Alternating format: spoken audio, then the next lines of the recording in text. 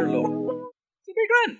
Hello, everyone, and welcome back to the news segment of the week of Sure It'll Be Grand, where two Irish idiots claim to think they know the important things that happened this week in relation to movies, TVs, and games. Hello, it's me, Daniel, and say hello, Owen. Good evening. Good evening, or morning, whenever you're listening to this, I suppose. It's evening somewhere, right?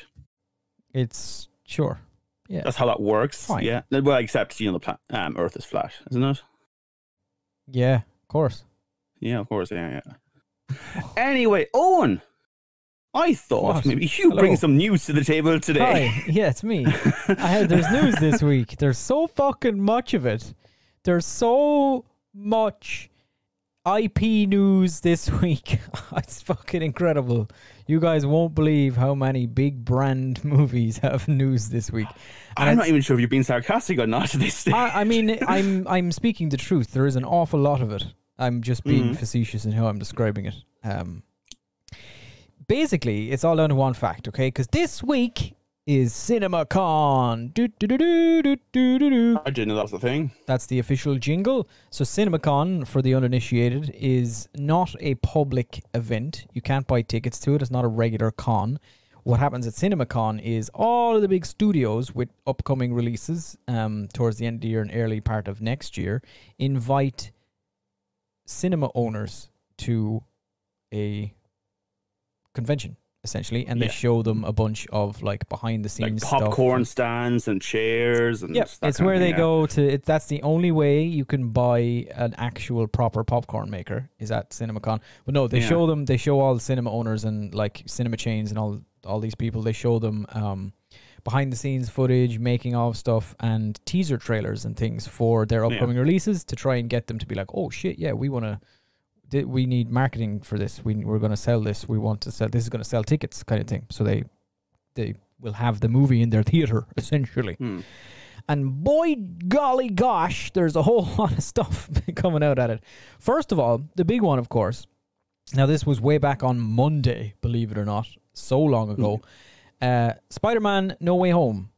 The trailer. Now it leaked. Oh, that was a trailer. I didn't notice. Was there a trailer? Yep. Now, if you're a real fan like me, you watched the leaked trailer the night before, which was shot by some guy recording a phone, recording a screen, I think.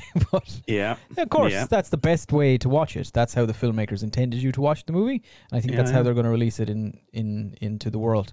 So the trailer, Spider-Man No Way Home, came out on Monday. It has already, in the first 24 hours, it broke the previous MCU record for most views on a trailer in 24 hours. Which not surprising by the content of the trailer, to be fair. It was the previous record holder was Endgame, of course. Endgame's trailer was viewed apparently 289 million times in the first 24 hours. Spider-Man No Way Home, 356 million in the first 24 hours. That is a decent chunk of the population of the Earth, isn't it? That's a hella chunky numbers, baby. That's almost every person in America, I think, watched that trailer. Why I don't know. What do you think of it? Look, I'd be lying if some of my nostalgia didn't kick in. So anyone didn't watch it, there's going to be spoilers now. But obviously there were hints throughout the trailer for all sorts of villains that are returning. But hello, Peter.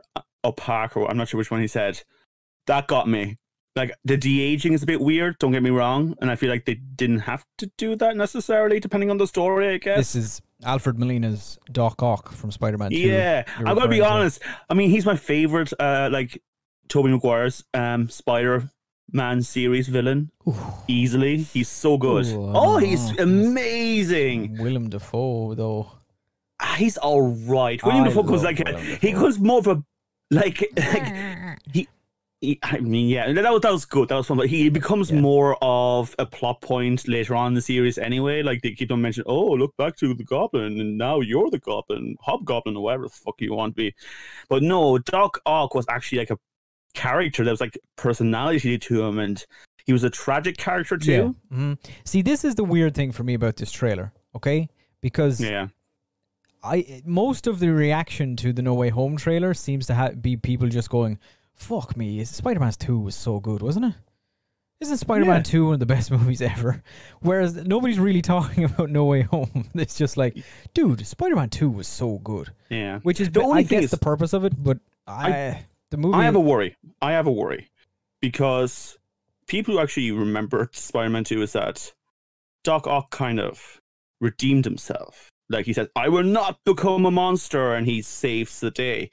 And apparently, based on what the actor said, like, it's a continuation of his character from that movie, from when he went into the water. So it's like, is he a good guy or a bad guy now in the new one? Like, I mean, I know it's been done sinisterly in that trailer. Like, oh no, here he is. But he could potentially be on the good side as well. I don't know. I just, watching this trailer, I had a couple of takeaways. First being, I don't like Doctor Strange. I don't like... You don't like the hoodie thing? Like and the thing, yeah. I don't like it. I didn't like it. I don't like the mug that everybody's raving about. Just go away. I don't like... What was the mug again? It has a picture of Fox and it says... Oh, yeah. That's just because it's been an internet mug for years. No, it's true. My God, it's the mug! I wasn't crazy about him previously. I don't like it. I'm not going to be a fan if they're going to be like, hey... Okay, so Peter needs a new mentor figure guy. Let's use Doctor Strange. He's basically... I don't think that's what the trailer hints at. I don't know. It's just... Not at all. I just... I don't know. I'm not a fan of that relationship, essentially. And for me, Spider-Man stories are better when they're smaller. And this just... with each new thing, like, not regarding... Obviously, Alfred Molina showing up and skeleton bombs are back. All those things. I was like, oh, cool. I remember those. But I just kept thinking... they're doing it again. It's happening like again. If you wanted to take this Spider-Man's timeline, it's like he saved Washington.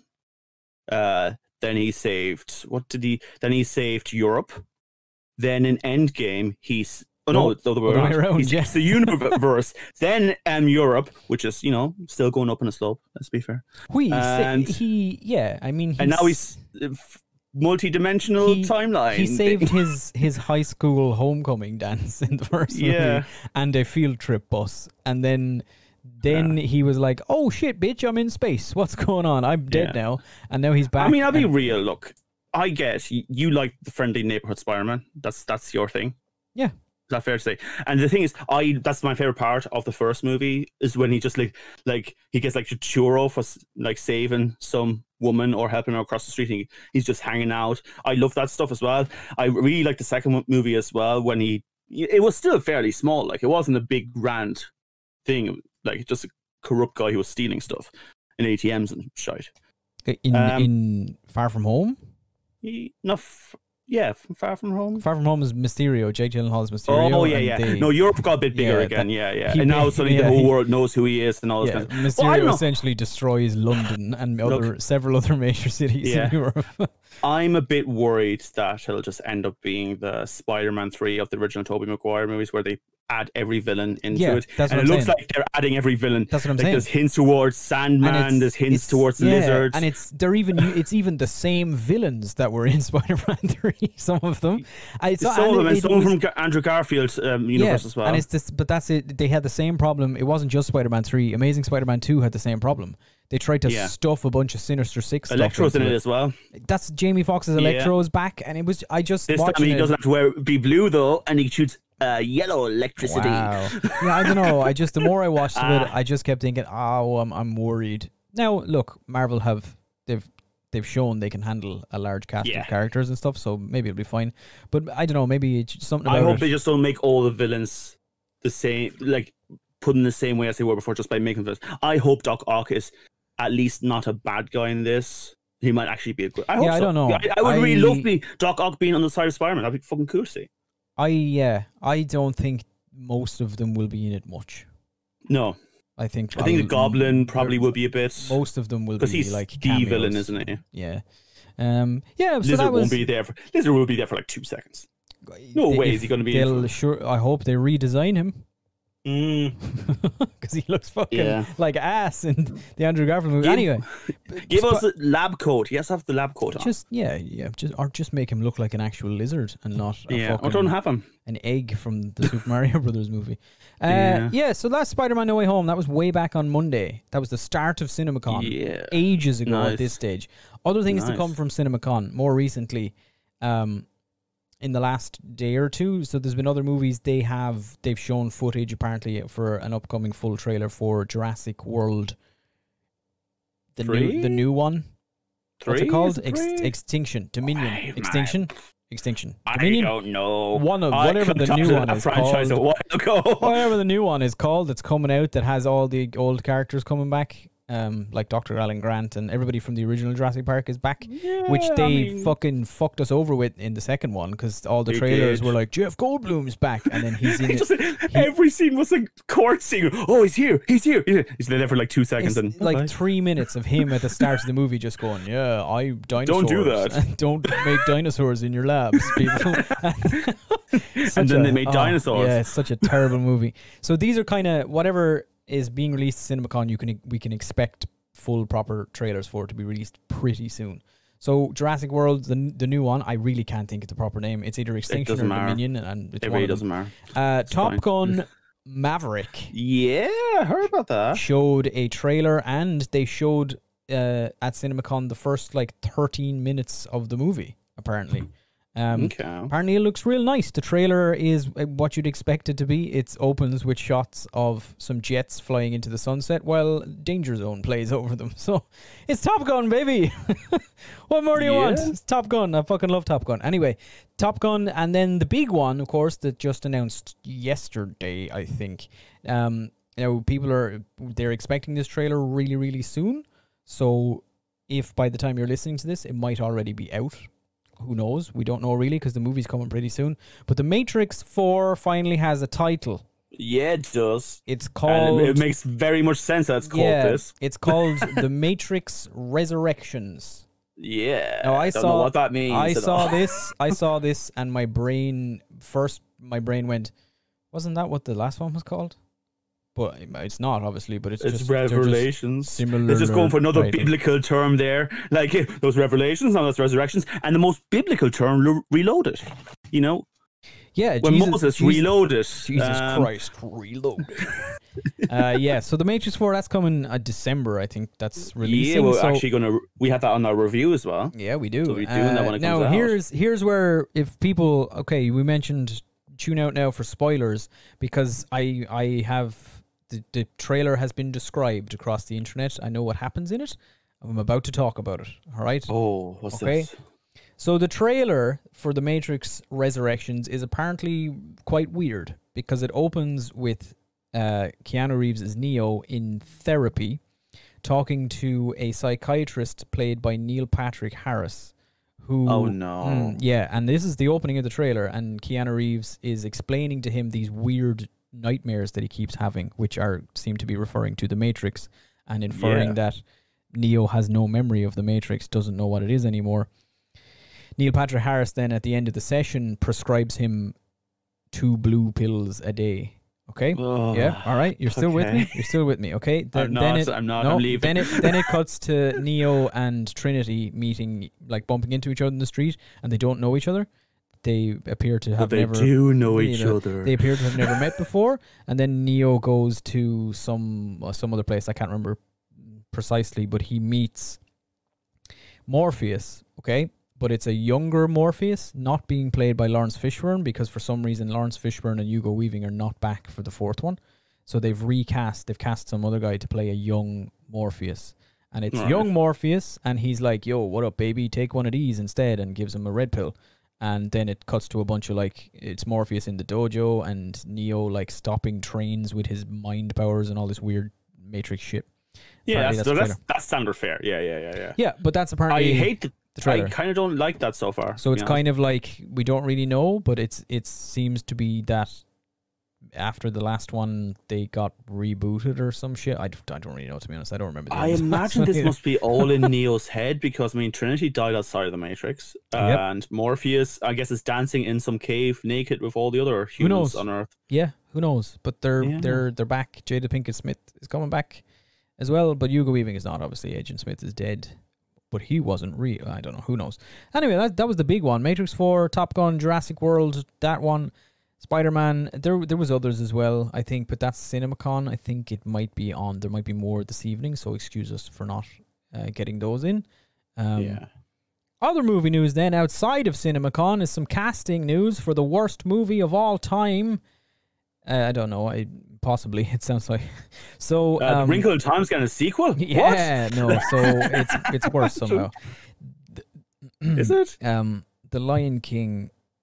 The live action, the remake. I refuse to call it live action. It's not live action. Yeah, I know. That's the one I'm talking about. So Disney are making a prequel about Mufasa and Scar. No,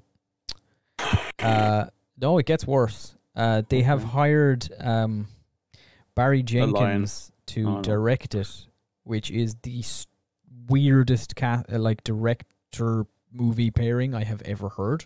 Barry Jenkins, Oscar winner for Moonlight and other incredible pieces of filmmaking, is making a CG animated Disney Lion King prequel about young Mufasa and Scar. It just sounds so odd, but they've announced. Disney announced they've cast young Mufasa and Scar. Maybe he'd have a better outlook on life if he was called Star as a kid. Like, oh, this is Mufasa and you're Star. And he goes, oh, no, kill my brother. So, I don't know. What? Nothing. So Kelvin Harrison Jr. and Aaron Pierre are voicing Mufasa and Scar. And this is set to be now they're calling it... basically what they've said is it's to further explore the mythology of the iconic Lion King characters, including Mufasa's origin story, not Scar. Mufasa. Okay. I feel like that. I think Scar's probably the one they should check out. I mean, the only questions anyone had about Mufasa were actually none. No, who had any questions about Mufasa? Maybe he seems like he was probably treated better by his parents. Yeah, like maybe where's your wife? Maybe, but even then, she's knocking about. She's there. I think.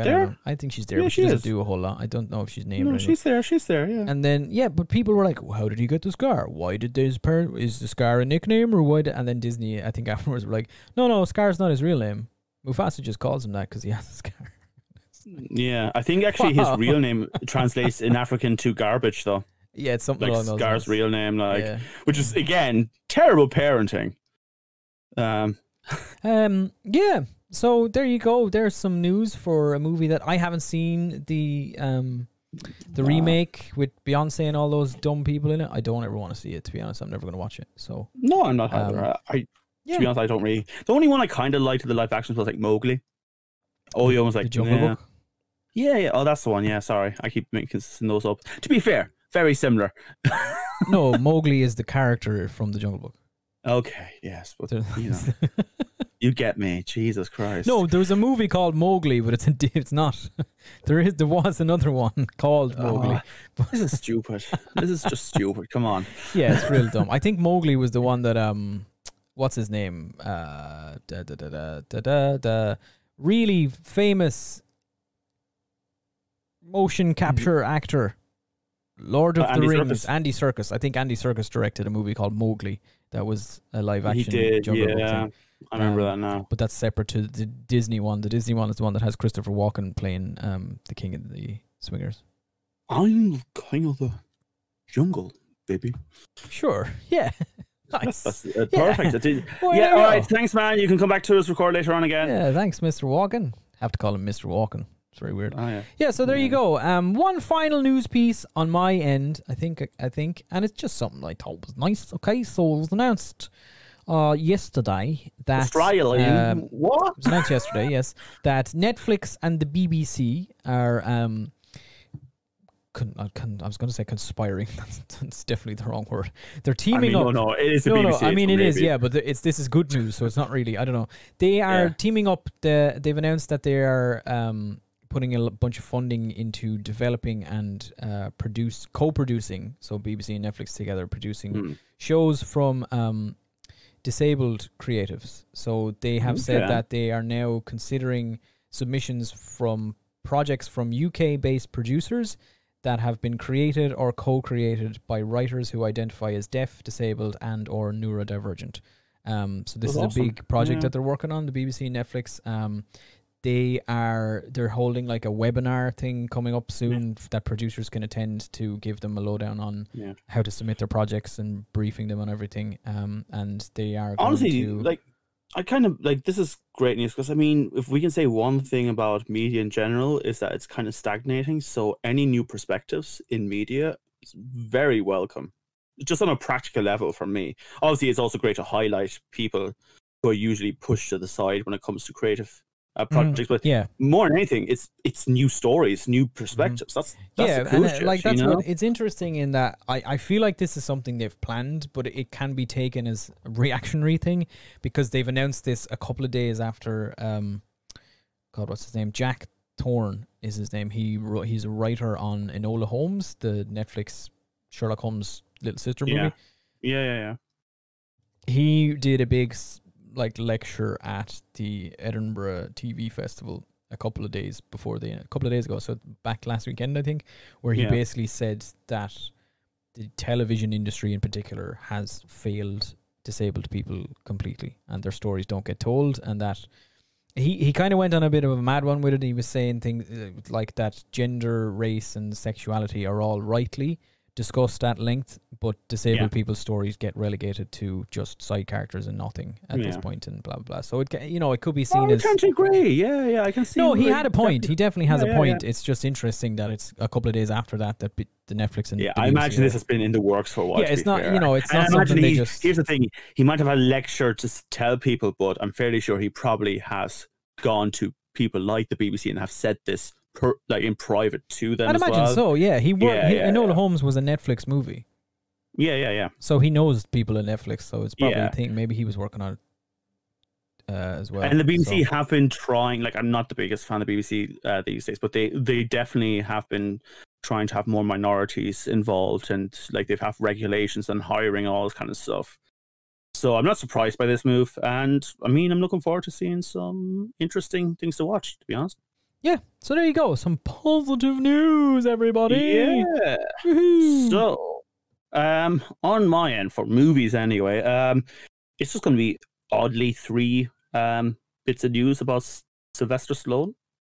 I guess that's all I have for you today. The Sylvester Stallone reveals that the Expendables Spin Off will start filming fairly soon. And the spin-off is apparently called Christmas Story. What? Christmas Story is the Expendables spin-off. Who is it? Who are they spinning off? From the Expendables. Yeah, but who though? I'm not sure. Like Sylvester Stallone's character. Because he makes those, doesn't he? He's a producer, yeah. I just wonder which of the action movie juggernauts they thought, that guy could hold his own movie. Yeah. Maybe Sylvester Stallone for the first time looked at Arnold Schwarzenegger and thought, I guess he can do a movie on his own. Yeah. I mean, it sounds like it'll be fairly different to movies we've probably seen from Sylvester Stallone. Maybe it's just the old crew from Expendables just like coming together for Christmas, like just everyone just chilling out, and it's all about family. Yeah, Bruce Willis is just rocking back and forth, screaming about Die Hard. Yeah, that's it. Or just giving out, or Bruce Willis just giving out about acting in general, how he doesn't like to act and still takes just money. Just being Bruce Willis. Bruce Willis is a prick. Anyway, also Sylvester Stallone's superhero thriller Samaritans. That's still on the horizon. It's meant to be very bone crunching and like severe and hard going. So I'm looking forward to that. Like they're working on that still. I mean, it's not the first time Sylvester Stallone has been in like superhero related stuff, but I mean, he was kind of a superhero throughout the 90s and 80s, wasn't he? In like everything he was in, except like Rocky. He like Sylvester Stallone himself was a superhero, I guess. Yeah. I think he played. He was Judge Dredd for a time. He was Judge Dredd, and what was that one where Demolition Man, wasn't that the future one? Yep. Yeah, and that was basically a superhero Rambo movie. Sort of turn. He's not in the first one, but in the subsequent movies, he kind of became a super war man kind of thing. But yeah, there's the trailer out now. Go check it out. It's apparently set in some sort of future society. He's like a junker. He's old because he's Sylvester Stallone, and Sylvester Stallone is old now. I think it's fair. It's not even a thing that's fair to say. Sure. He is, by calculation, an older man. And then Sylvester Stallone has also teased that the director's cut of Rocky IV could be coming soon. They've used some scenes that were not in the original, and he's like kind of teased this by having a picture of him and Ivan Drago like squaring up against each other. And yeah, there will be a new trailer coming out for that soon.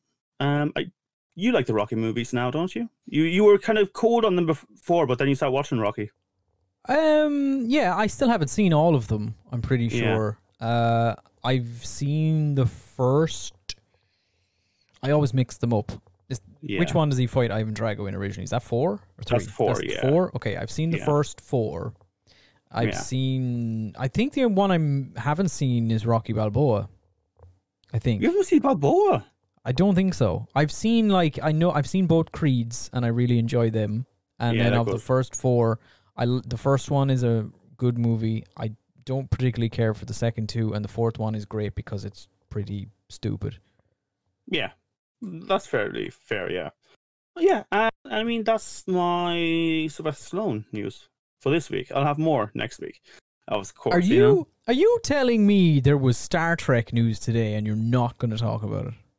Oh, what Star Trek news was there? I know Star Trek news that Dan doesn't know.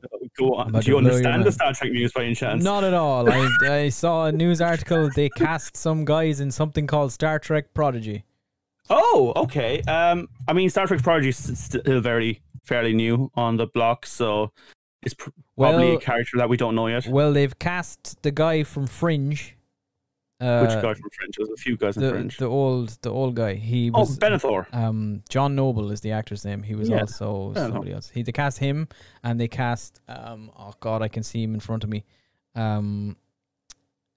He's in Westworld. Have you seen Westworld? The black fella? No, he's like young, kind of white guy. Kind of looks like Dane DeHaan. He normally plays like a snake. He's in Always Sunny in Philadelphia. He's the greasy guy. Oh yeah, okay, yeah. I don't remember. The cast. I'm not good with names. Cast those guys in Star Trek. Yeah, I'm looking forward to Prodigy. Been watching Lower Decks. Lower Decks was out today, so obviously, for people, it was yesterday when you hear this. Yeah, I'm happy. Prodigy is definitely more aimed at kids, but honestly, the animation and stuff looks really cool in it, and I love Janeway. So yeah. Well, there you go. Anyway, shall we go over to gaming news? Sure. Okay. Do you have any gaming news, or is it me again? No. Okay, that's grand. That's okay. Just to explain to people who are listening to the podcast, Owen looks frightened and confused. I saw a trailer for a game that people were raving about, but I can't remember the name of it. Is it DokeV? I have no idea. It was Asian. Yeah, DokeV. Is that it? People were raving about the graphics. South Korean. Yeah, it was just these basic kids like skateboarding and fighting monsters out of town. No, absolutely not what I'm talking about. Okay, cool. Well, you talk about that and I'll find the other thing. Okay, so for people who like Black Desert Online, the creators of that, Pearl Abyss, a South Korean studio, are working on an MMO called DokeV. It kind of looks like GTA and Pokemon had a baby, because it has all the color and charisma and fun of like a Pokemon game, but it looks like you're basically running riot around a town, skateboarding, space hoppering, using like umbrellas to fly across town, and it's honestly, it's such a gorgeous looking game. And the mad thing is, you'll watch the entire trailer, and I might throw the trailer into the comments so people can check it out. But you watch it and think, oh yeah, these are really cool cutscenes and stuff. But they're not. Like, all the like falling over and sort of like really cool animations are all gameplay graphics. So like, I'm really looking forward to it, because it looks like an MMO that's not just, oh, we're in fantasy ages, or it's the far off future of sci-fi, and you have to level up your character to 1 million with carpentry or something. And it's like, all right, yeah. I mean, I played it a million times. Don't get me wrong, I like MMOs that way, but this just seems like an MMO that's more about fun and creativity and like cool robots to beat up. It looks nice. Now, Owen, now tell me. I found it.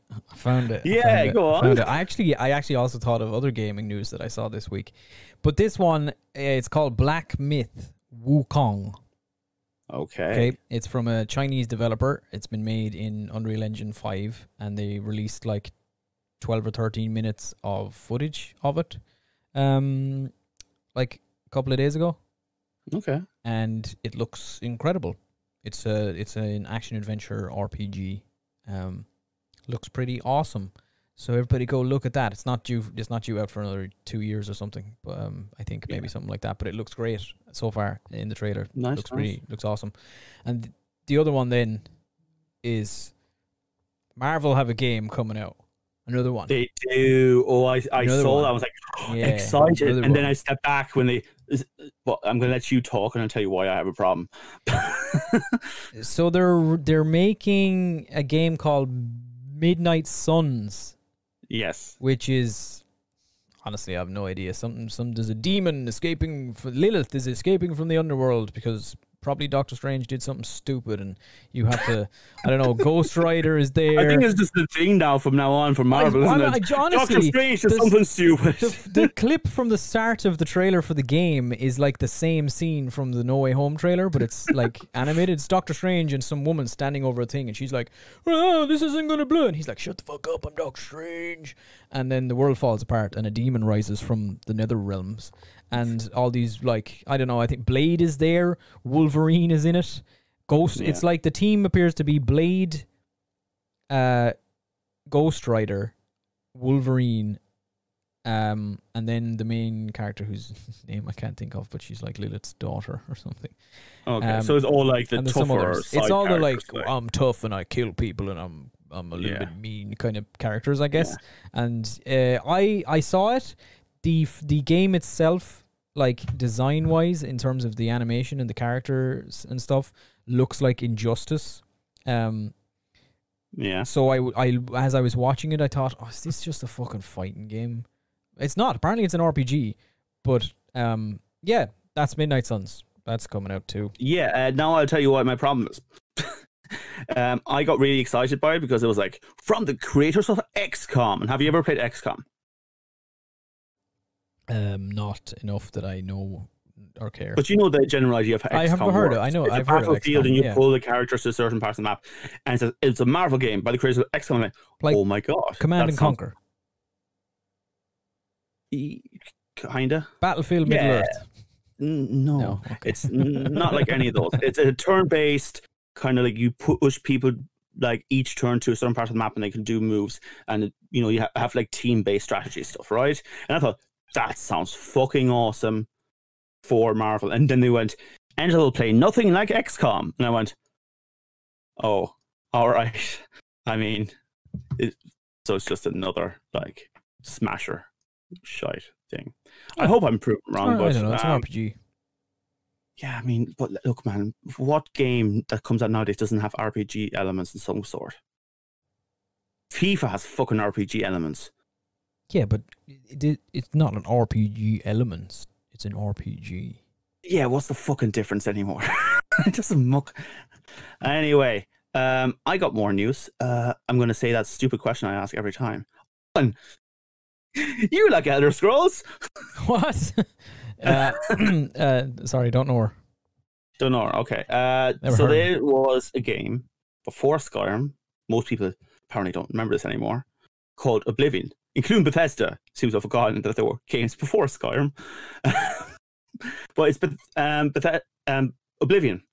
And it came out recently that James McAvoy was so absolutely hooked on Oblivion, he had to burn his disc to escape it. It was like taking over his life. He wasn't going to work. He wasn't doing things. And he had to literally like burn the disc to stop himself from playing it, which I appreciate because I definitely was there, but I didn't burn the disc, and now my life is a podcast. So, you know, there we are. Yeah. Another bit of Owen. You like Fortnite, don't you? No. You love it? Cool. Absolutely fucking not. Okay, absolutely adore Fortnite. Cool. I mean, look, we'll Photoshop you into a Fortnite character if you want later on. I don't want. Yeah, I know you're looking forward to it. But you know what else you love? Fortnite and Martin Luther King.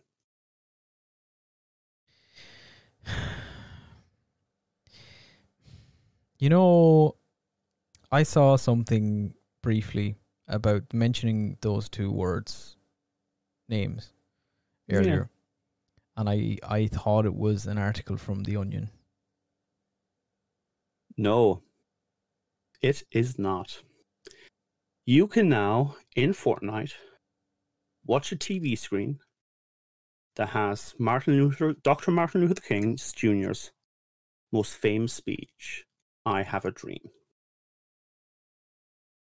Remember in the Wrinkle in Time when I said society had reached its peak and we'd gone too far the other side of it? Yeah. At the time, I was maybe being over the top. Now I believe those words. So, like, apparently, but one of the words that's on is like, progress players through the experience and bring to life important themes of Dr. King's speech. We move forward when we work together. Who allowed this? Who said? Who in the fucking? No, I'm sorry. I mean, no. Who in the Martin Luther King estate? Like when Epic Games approached them, were like, "Yo, I need to get fucking preteens into Martin Luther King. I think he's awesome, dude. Let me put him in my fucking battle royale shitty battles fucking everything's a shit show game." And his whatever went, yeah, great. That's nuts. That's crazy. It's also kind of bad that, you know, the game is a shooting game and Dr. King was assassinated. What kind of a world do we live in? It feels like if you went 10 years back and told people this, it would be pure satire. It'd be but like... This is one of those, like, the news headlines today just don't make sense anymore, do they? Like, if you read them, unless you know, like, fucking 700 other things happening in the world of media, you don't know what the fuck. There's just words. No. It could be a foreign language for all you know. Yeah, like, it really is. It's so weird. Oh, yeah. God. Look, the last bit of news that's just kind of interested me. Ixion. There's a new gameplay release of that. A while ago, they had a little trailer where it showed... So the game is about a spaceship that can travel really far. And it's all about base building and having things in the ship and, you know, surviving long trips. But the trailer is really cool on Steam, where when they first try to leave Earth, they accidentally, because they have to leave Earth, because this is a journey about like finding a new world because Earth has too much pollution, climate change. Basically, it's not habitable for humans anymore. And they want to get away. And when they try to escape, this is a really cool clip of people like at a, like, I don't know, I guess at the commencement of the launch, and the ship blows up the moon. And now the ship is the only thing that could like push humanity forward. And it's a game that's probably coming out next year, But like, if you like base building and that kind of stuff, like this looks like a lot of fun. But yeah, that's just something to keep an eye on for anyone who's interested into that kind of stuff. Martin Luther King and Fortnite. I remembered more gaming news. There was a gaming thing on this week, some sort of convention-y type thing, right? Yes. And they announced a new Age of Empires. Yes. I saw that. Age of Empires was announced before. Well, they showed a full trailer with like gameplay footage and new features and stuff. Yeah, Age of Empires 4, it's been coming for a while now. I'm looking forward to it. I will say, it sounds like a daft thing to give up about, but it's like they've now have the assets on the map be 3D. And do you think it looks too good for an Age of Empires game? Oh, it doesn't though. It doesn't even look good. It looks like kind of dead, doesn't it? Yeah, it didn't look great. I know Age of Empires was pixely, but it had character. There's a little bit. It was kind of like they wanted to update all the graphics and everything, but they were too afraid to be like, oh, but if we change Age of Empires completely, people are going to be like, that's not Age of Empires. Age of Empires doesn't look like that. So they got stuck somewhere in the middle, and it's just like weird, half finished looking. The thing is, I don't think Age of Empires needs 3D stuff. I really don't. Yeah, you didn't really need to change anything. Yeah, like Age of Empires 2 was kind of the peak. Just keep giving us DLC of that. Which, to be fair, Age of Empires 2 has a hell of a lot of DLC. So much DLC. And I've been playing it again because it's a fantastic game. Peak game RTS. Love it. But yeah, that's it from me today. Folks, like always, please like, comment, subscribe, share on our social media.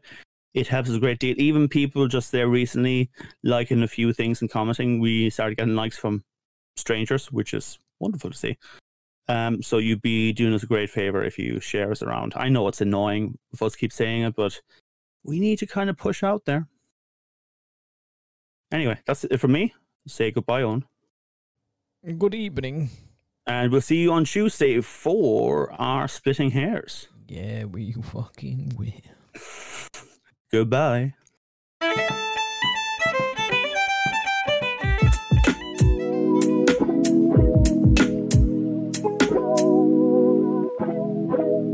Asherlo. It's a big rant.